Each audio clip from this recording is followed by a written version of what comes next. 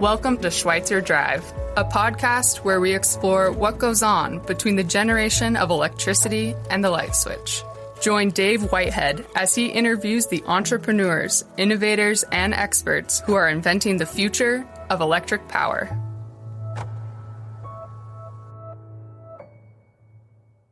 Hi, I'm Dave Whitehead, and welcome to Schweitzer Drive. Wind, solar, batteries, and electric vehicles are transforming the electric power system. And not everyone realizes the engineering, work, and innovation required to get these distributed energy sources integrated into the grid and operating smoothly and reliably. Our guest today is Larry Bekkedahl, Senior Vice President of Portland General Electric, and he's going to shed some light on how utilities are meeting this challenge. Larry has more than 3 decades of experience in leadership roles at utilities, including PGE, the Bonneville Power Administration, Clark Public Utilities, PacifiCorp, and Montana Power Company. He currently leads PGE's strategy to build the grid of the future, one that is resilient, smart, and creates a clean energy future. He leads a team focused on a wide variety of work from system integration and operations to smart cities, energy storage, distributed energy resources, and more. Welcome, Larry. Thank you for taking some time to join us today. Great. Thanks, Dave. Glad to be here. And I love that name, Schweitzer Drive. I feel like I want to get in the car right now, electric vehicle, and take off. I've been golfing a lot, so every time I hear Schweitzer Drive, and that new Netflix thing just came out full swing, so every time I hear Schweitzer Drive, I get this hunger to go golf. But I like yours. So I bet my boss likes your version better than mine too. And I've been looking forward to this topic. You know, it's I get this sense that there's this idea of electrification of everything. Everybody, you know, from cars to whatever it is, the loads in our homes and our offices and our facilities keep increasing. And the question always comes back to how are we going to supply all those energy needs into the future? Well, that is a great question. It's one that all of us in the utility business are wrestling with right now, especially, and we've got some really aggressive goals, 80%. And this is legislated in Oregon, not just our company goals, but we've got to reach 80% reduction in our greenhouse gas emissions, which is really the carbon out of our generation plants for the most part by 2030. And then we've got to get to 100% by 2040. So, boy, that's huge when you think about it. And you start to wrestle with, okay, well, last year we were about 39%. Overall, we have some real unknowns in our energy supply that's coming out of, I'll just say, California. If we're in the energy imbalance market, and I know that's kind of a big word, but it's using others' energy across the West and trying in the last 15 minutes of an hour to make sure we're balanced and trying to use the best energy available. Usually, because there's no fuel costs associated with wind and solar, those are the first energies that are supplied. But you know, again, 39% today, we've got to get to 80% by 2030. How do we do that? By removing carbon, if you will, out of our generation mix and adding renewables. And if you think about it, you're not always able to count on that wind blowing or the sun shining. So how do we? And in the Northwest, we've been blessed with hydro, so we have a lot of advantages in that direction. But that's the challenge between now and 2030, making sure that we're still reliable while we make this transition and go to all electric. The other statistic I'll throw in there is today, energy usage by all of us as homeowners, as residents, 25% of our usage of energy is electric today.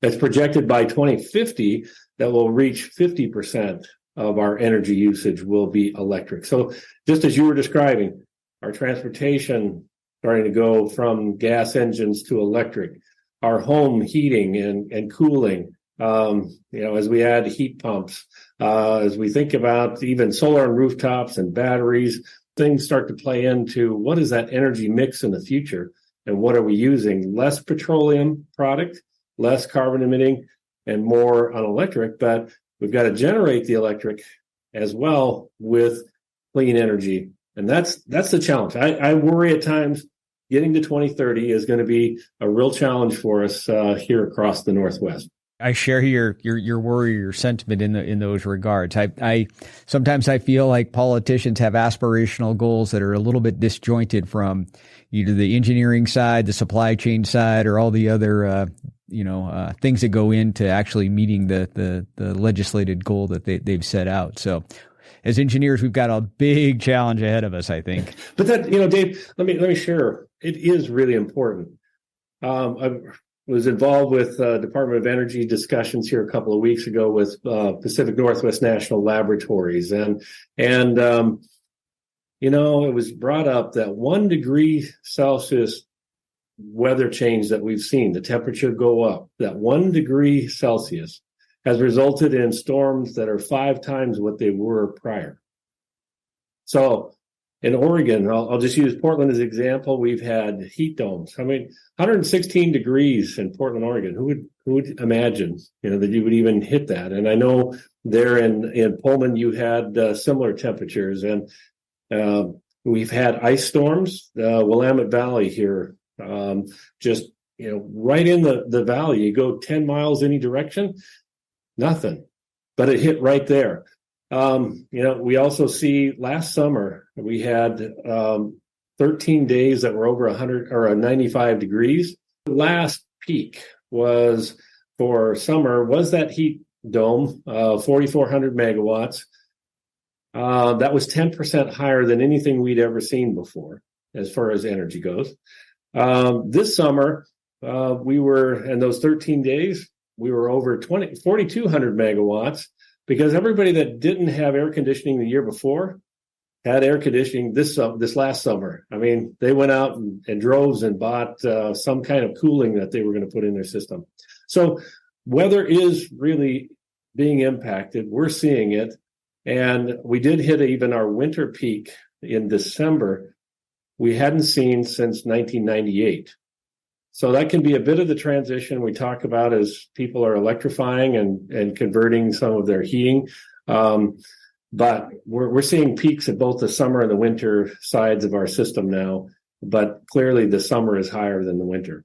Yeah, and we could do a whole different or a whole additional one on climate change. I've gotten really interested in the subject, right? Just from how data is analyzed and how we make predictions on, is 1 degree or 1.5 degree the magic number, and how data is, how far back do you go when you start drawing lines? It is a fascinating subject, right? And I think and probably because engineers, we love to look at the data and the math and okay, what went into that statement or that assertion kind of stuff. But back to the electrification of everything. What do we do today? Because you know what? You're right. People are buying more air conditioners to keep themselves cool, probably because they can afford them these days, and it's not as expensive as it was on a, however you want to roll back dollars and what the value is of them, say 20, 30 years ago or something like that. Your loads are increasing. And if we look historically, we go back to like the Edison times. The power systems, I'm going to use air quotes. Nobody can see my hands on this podcast, obviously. But if we go back to the Edison, the power system was pretty simple, right? There was a central generation facility. There was a transmission facility or system to push the power out to wherever it needed to be. We stepped it down into distribution, and finally it came into our wall outlets in our homes. And it was really a unidirectional power flow. Now I'm oversimplifying it, of course, because you could have power going different ways depending on the switching nature of whatever the transmission or the distribution is. But essentially it was generation to transmission to distribution. And that's certainly not the case with DERs. How do you see the impact of these DERs changing the way we operate power systems going forward? That's the fun part here, Dave, that we're experiencing. And I love how you bring this back to Edison days and Westinghouse and the fight over AC and DC. I'll save that one for later. But, and I know this is audio and we're on the airwaves, not in the visual world. But if you could imagine, we all know that when you generate electrons, and I'm going to hold up my left hand as if it's a generator, and it's pointing at my right hand, which is a load. And in this AC world that we live in, you've got to have a load that matches the generation at all times. And so we've been in the habit as the loads come up in the morning, you get up, take shower, making coffee, etc. Loads go up. Well, we bring the generation up with it. We match it. And we're always following that. And the automatic controller is very tight. And so when the load moves down, we follow it with the generation. When it moves up, we follow it. And so we're always making sure, because if it gets out of line, then frequency goes out, voltage goes out, and we damage equipment. So we always have to make sure that the generation and the load match. Well, in the old days, it was only the load moving over here, and we would follow it with generation because we had full control of the generation. Well, in today's world, my generation hand is moving because wind is not blowing, or it is blowing, and solar might be on or off. And so we have variability in the generation side. And as an operator of a grid, I want as much flexibility on the load side as I have on the generation side, if possible. And so we refer to it as a virtual power plant. But what you're describing is distributed energy resources. So solar on rooftops that are now feeding back into the system. Thermostats that can be controlled, that we can actually up and down batteries, whether they're generating or they're actually being loaded or they're unloading the battery. That'll be with charging of vehicles. And it's not just one or two. And I use the story of when LED lights came out and you changed out a light bulb in your house. You really didn't notice it other than maybe the color of the bulb. I know my better half complained about she wanted a different color, and so we had to go find the right bulb and the right tone. Well, when we changed out all the lights in the house, we noticed it on the utility bill. So that was significant enough. And it's true as we think about, I'll use Portland General here, we've got roughly 950,000 meters. That's roughly 2.5 million customers that we're serving. And if one customer does it, not a big thing. If 900,000 customers do it, it's a big thing. And all of a sudden, if I can control thermostats and I can impact 75 megawatts on our system during that 4,400 megawatt peak day, it makes a difference. So what options do I have? What tools in my basket can I reach into and impact to make sure that I'm still balancing generation and load at all times, making the system reliable, safe, and affordable? You brought up a point, and this is why I'm so excited to talk about this, is at one point you said, hey, I have demand on one side and I have generation on the other side, right? And both need to track each other. And you made a comment too about, wouldn't it be nice to be able to control the demand at the same time? And it's probably to help balance out the supply. You are probably one of the only industries where you're talking about restricting the amount of energy your customer needs, right? PGE makes money when they sell kilowatts to a house or a business or a home, and yet one of the strategies is to not sell as much of your product to your customer. Well, I would say it's not as much about how much as maybe when.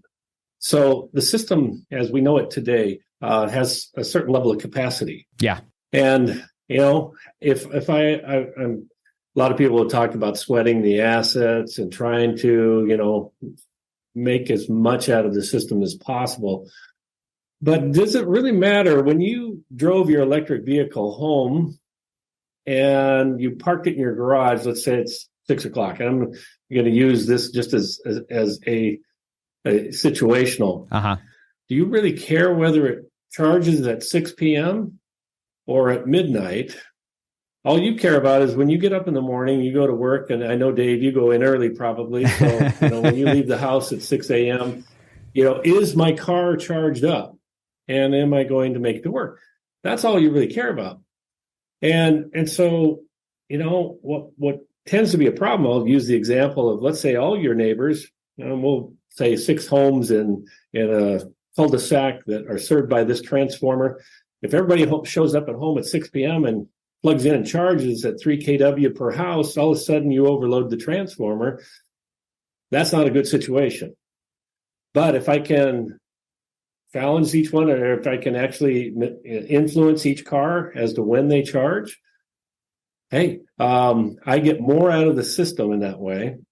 And that's really what we're talking about because, again, if I know I have a constraint on the system, or now it's the peak hours of the day, and California is probably the greatest example of recent years, where if you used energy between noon and 5 p.m. in years past, that was the peak hours, and you'd pay 50 cents a kilowatt hour compared to the rest of us at maybe 10 cents a kilowatt hour. The rate structure, what customers were going to be paying, really told you don't use during that period of time. Well, fast forward a few years and solar comes along. All of a sudden now all the generation shows up between noon and 5 p.m. Yet your rate structure is telling you don't use at that time. So, how long did it take? It took multiple years before they actually started to move towards evening time was when the biggest peak was. But what would happen during the day is California had to get rid of that energy. So they would sell it to us in the north. And sometimes they would sell it to us at negative prices. Yeah. So they're paying us to take this energy. And it was like, okay, we'll take the energy. Sorry, our customers, will benefit. Yours will suffer from that. And then the evening time would come when the sun went down and you'd hear this sucking noise from the Northwest into California. And it was like, okay, this doesn't make sense. And until they changed their pricing schemes and trying to encourage people to use at the right time of the day, all of a sudden then, you see the system start to balance out again. But those are realities of, as we do this transition, adding renewables, what's happening on the system. We need to be aware of that, where we can influence it to optimize the system and how we operate it. You were talking about when's an optimal time to charge your car. And when I think about it from a statistical perspective or, solving some kind of optimization problem, I get how we can figure out, all right, charge my car first and then charge your car second and work it all out. The challenge I always scratch my head with, though, is at the end of the day, I don't want my house to be a statistic because I'm going to have a kid that's sick at like 9 o'clock at night that I need to drive him to the hospital or something. I walk out into my car and it's like, I didn't get my charge. I thought it was going to get charged at 8 o'clock and now it's not charged and my wife's yelling at me and what have you. So how do you manage those kind of, I don't know if they're like the primary scenario, but a scenario I'm sure Absolutely. I'd run into. I think there's a couple of things. One is, you as a consumer still have choice. And one, if you want to override, pay more, that, be given that choice. Number two, you might set minimums. So I don't want my charge to go below a certain amount. And that certain amount might be, so you make it to the hospital or you make it to the grocery store or whatever it might be. So maybe you only let it go down to 30% or 40%. So those are things that we're going to learn as users.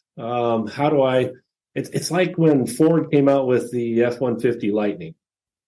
And you think about, I could plug that into my house and actually run my house off that.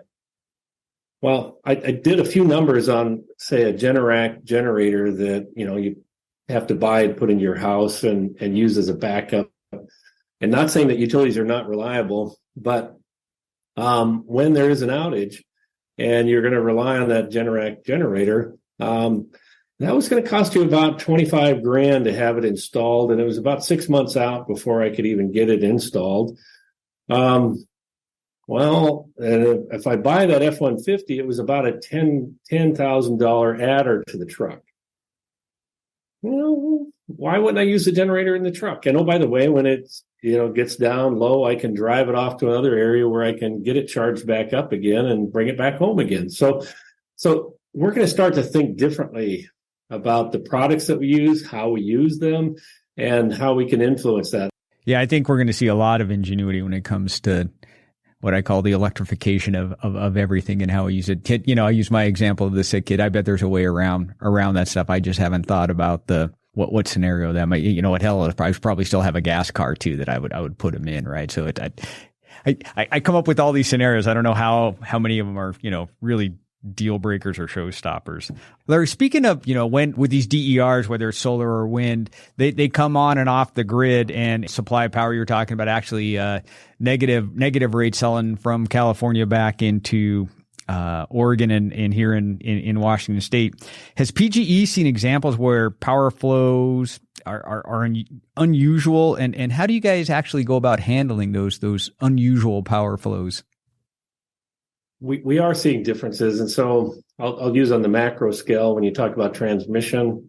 We're seeing a lot more south to north than we were seeing in the prior, which was either north to south or east to west. So that's been unusual, and that when you think about it from a planner's perspective in transmission world, all of a sudden you're seeing things differently, different times a year, and how we have traditionally planned for that now is changing very quickly. So being on top of your game in terms of planning and transmission is really important.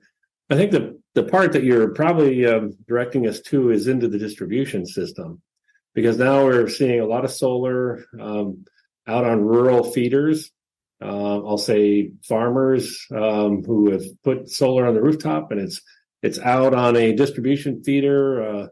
Unfortunately, it's got small wire that goes out there, and the protection system isn't built for that. And so with that in mind, how do you operate? And I'm going to speak back in my career, go back in the early 2000 period when we were putting standards in the state of Washington for how much solar could you connect to a feeder before you'd run into problems. And it was pretty clear. Everybody said, we could do 10%. That'll be okay.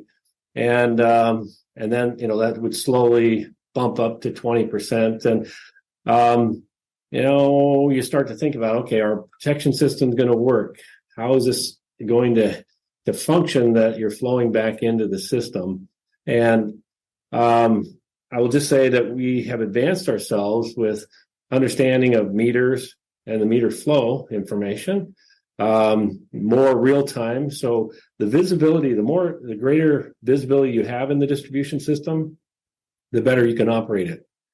And so we've done things like put PMUs in, et cetera, to just specifically watch certain feeders and how they're flowing different times of the day, and when should we be concerned about it. And what we call it hosting capacity. So how much can that feeder handle at any one time? So monitoring that becomes really critical. What kind of alarms do you have on system that would tell you as an operator that I'm running into a situation? Can I turn off that source, or do I need more of those sources possibly? And maybe it's VARs that I need into the system. But that visibility into the distribution is new for most utilities. We call them the automated distribution management systems. But that, is recent. I mean, SCADA goes back to the 70s when we were all installing. But having visibility in distribution, you didn't worry about it because, as you mentioned at the start, it was a one-way flow. Yeah. So seeing into that, and we're now moving to a space where, think of autonomous vehicles. An autonomous vehicle has the capacity to do millions, trillions actually, of transactions every second, looking and monitoring sensors all around the vehicle and determining, what's in front of it, what's coming at it, how should it be performing, et cetera. That's a bit where we're going with the grid on it and what it will look like in the future. How do we make it autonomous so that, to your point, when all those cars are trying to charge in the neighborhood, balances? If we've got a constraint on the system, may limit all of them for a short period of time and then bring it back on. We're not going to be able to do that as a controller sitting in a room dispatching that all the time. It's going to have to be on the autonomous side of that. So there's a lot in the works in that space. And I know Schweitzer probably is going to be one of those leaders, hopefully, that helps us to do that. Well, there's lots of problems to be solved as we electrify everything. I think there's a lot of work, both of our companies together. What are some of the DER projects that PGE is presently working on? So we've had distributed standby generators for a long time, and that's using customers' backup generators. And those are typically diesel, maybe 1 megawatt generators that we will operate. We sync them up we use that blue box to help us sync those up and operate. We have 130 megawatts, 63 different sites that we operate today, and that's our contingency reserves. Now we're adding batteries. So those become not only contingency reserves, but they're spinning reserves. They also help us with frequency reserve issues on the system. So when there is an interruption, we can balance the system much faster. How big are your batteries that you're putting in? Today we're the largest we have is 50 megawatts, but we're going out to bid right now as we speak for 300 to 400 megawatts. At how many megawatt hours? So usually those are on when we say 300 megawatts, that's for 4 hours. Okay. So a lot of energy. And how do we use it? How do we put that to work for us? In distribution subs, in transmission substations, those are kind of the starting points. We also have some with residential homes where we've targeted. We have our 3 smart grid areas. These are 3 different communities where one's an older community, one's newer subdivision, one's more small commercial. And again, we're trying to run different types of programs to see. It started out with customers sending them, either an email or a text and having them do something. And then it's moved on to, okay, how about if we automate and we can actually work with your equipment in your home? And so we're finding out that majority of customers won't opt in. I mean, it's kind of the hassle factor. I got to sign up for something. I don't really want to spend the time to sign up for something. But if I have the opportunity to participate and I have to opt out, I'm in, okay, make my equipment do its thing. And as long as I know I can override it if I want to, I decide my house is too hot, so I'm going to run the thermostat up for my air conditioner. Okay, you can do that. But if you're willing to work with us, back to your comments about, flexing load, great. You might not even be at your house and you're willing to participate and people, it almost becomes gamification because they have a little fun with it. They get their notice that I saved $3 today. They're happy. It's kind of like, great. I did something. I really didn't have to do anything. I think that's where a lot of the customers are. But these DR programs have been focused on things like, I'll say industrial levels. Might be with chillers, might be with air compressors. Like say the backup generation, any batteries that are out there, starting to move in and thermostats in homes, hot water tanks as well. And I think we're starting to move the direction of the inverter in the home and how do we work with smart inverters in the home. And I think that'll be a big step forward. The other is, how do we put the intelligence out on the edge of the grid? And so we do have with the Investment and Jobs Act that is out right now, grant programs.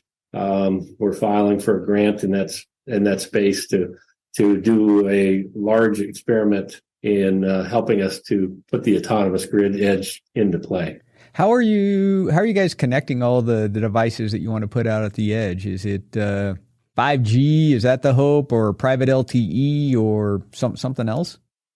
Well, we're doing, I'll call it a little bit of a hybrid. Putting a private LTE, you got to buy the spectrum, you're going to build, put all the antennas out, and you're going to have to then maintain it.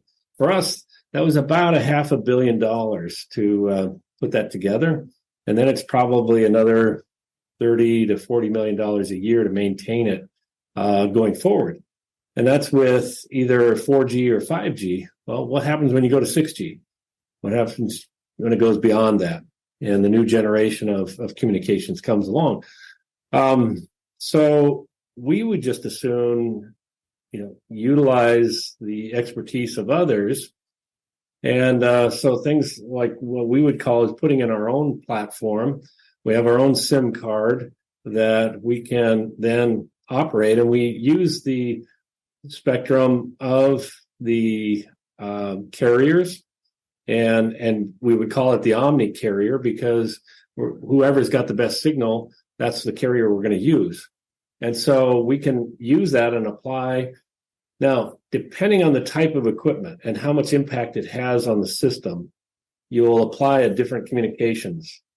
So let me give you the example of a generating plant, large plant, et cetera. You want direct control of that because it's making a big difference on your system. Whereas the thermostat in the home, if I'm communicating through the internet, not a bad thing. So you can imagine different sizes of equipment all the way through, and we're thinking about how do we communicate with each of those devices. And we're putting together, I mentioned that virtual power plant, just like our distributed standby generation. We have people that sit just like a control room in a powerhouse that operate that system. Transportation electrification, you can see the same thing happening in that space. And then you refer to the distributed energy resources, you can see dispatchers sitting and operating that. If I'm on the floor, which we refer to for our transmission, our distribution, I don't want to see all that detail. Yeah. I don't want to know, just like at a generation plant, what the pressure is, or if there's, steam and all those fueling issues and all that stuff. I don't want to know that. I just want to know, can I run the plant up and down? So similar in this space is we want to, provide to the distribution operator or the transmission operator the right information.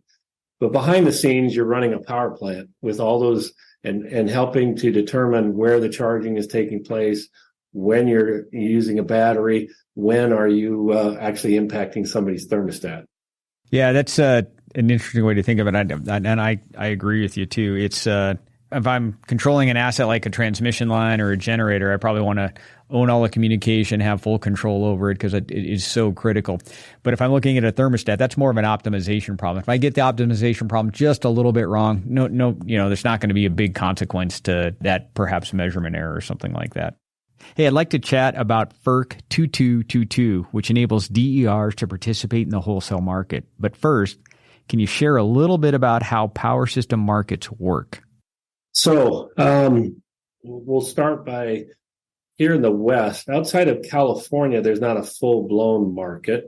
We have what I referred to early on as the energy imbalance market. And quite a few of us participate. That means that we take our generation, whatever mix that we have, and we bid in at a price that it costs us to operate that equipment. And that could be a thermal plant today, that could be a wind farm, that could be a hydro facility. And so we go through the California Independent System Operator, the Cal ISO. We send them our bids. They have a market operation that looks at all the bids, says, here's the best bid for these locations, and it sends us an operating order out directly to us. And then we have to operate, in that hour, we have to operate to that level. And so we might have a plant. We want you to run 10 megawatts. You run 10 megawatts on that plant, or 100 megawatts, whatever the directive is from the marketer. And so they're constantly choosing which plants are the best, low cost. And so, I think in the, what has it been, 7 years now, 8 years that we've been operating the energy imbalance market, they're getting close to $3 billion worth of savings across the West.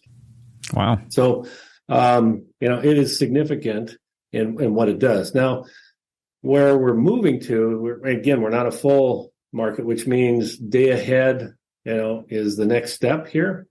And so that is a move that everybody's talking about, but it would be, again, levelizing across to everybody. So that's at a wholesale level. We, Portland General, for instance, have a balancing authority that's, the greater Portland area. And we operate that, and we have to maintain it, keep within the national or North American Electric Reliability Corporation standards and all those things. So safe and reliable operation of this area is under our authority. And when we talk about wholesale, we're buying and selling at that level, kind of generation plant and transmission. where FERC Order 2222 says, okay, now those of you that are in the distribution system that would like to participate in the wholesale market, you can do so if you have a wholesale market.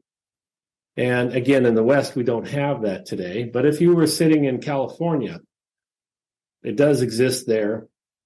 And so an aggregator can put together the loads in your neighborhood, for instance, and then sell those into a market the same way we would do a generation plant. They have to bid it in, and then they have to provide that service to the wholesale market.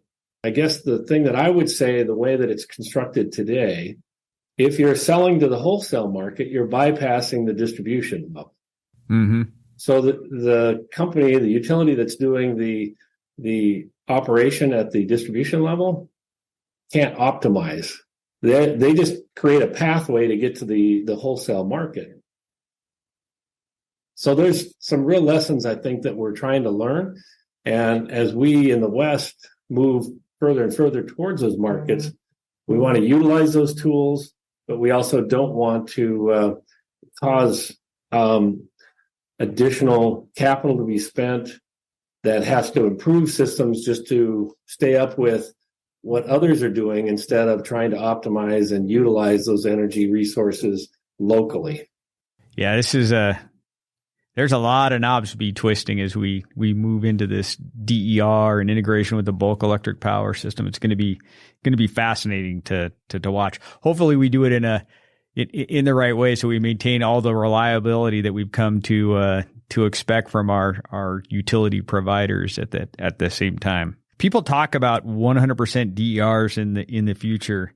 Do you think that's feasible, that we'll get to there, or will there always be some mix of bulk generation and perhaps nuclear? We just saw some good stuff with some fusion going on versus just fission for reactors and what have you. What are your thoughts there? Well, my belief is that future looks like 75% of our generation will continue to come from large scale plants, whether that's renewables, nuclear, as you're pointing out, hydro, that will be generated afar and transmitted to the load. But 25% of the capacity, and even as we stretch into the energy side of that, but will come from the distribution facilities. So the actual customers themselves. Yeah, that's interesting. I think I'm aligned with you. I think ultimately, we all need a reliable bulk source of electricity wherever it's coming from. And I think that then augmenting with local generation sources is probably what our future ends up looking like, this balance. I don't think it's one or the other. I think it's a mixture of both, and finding that sweet spot as we learn about technologies, new technologies come onto the markets, and we learn how to do different things at the utility scale too, is really going to be exciting and fascinating to watch. And that's part of this transition. And how do you put in equipment to operate and manage all of that? Well, Larry, thanks so much for spending some time with us talking about DERs and the bulk electric grid. We'll have to have a follow-up podcast to see how things progress in the next year or so. Well, I appreciate it. And as I mentioned, I think the infusion of a lot of federal dollars is going to drive a lot of new things in this space. And stay tuned. This grid that Westinghouse and Edison fought over at the Chicago World's Fair in the 1880s is going to morph here pretty fast. Yeah. Yep. The need, though, is, I think, or the requirements. We all still need electricity, even back from the Westinghouse and Edison days. In fact, we probably need even more now than we did back then. So our future is very bright. Larry, again, thank you very much. Have a great day. Thank you, Dave. You too. Bye-bye. Thank you for stopping by Schweitzer Drive. Join us again as we learn about, explore, and celebrate electric power. For more information about the show, please visit selinc.com/Schweitzer Drive.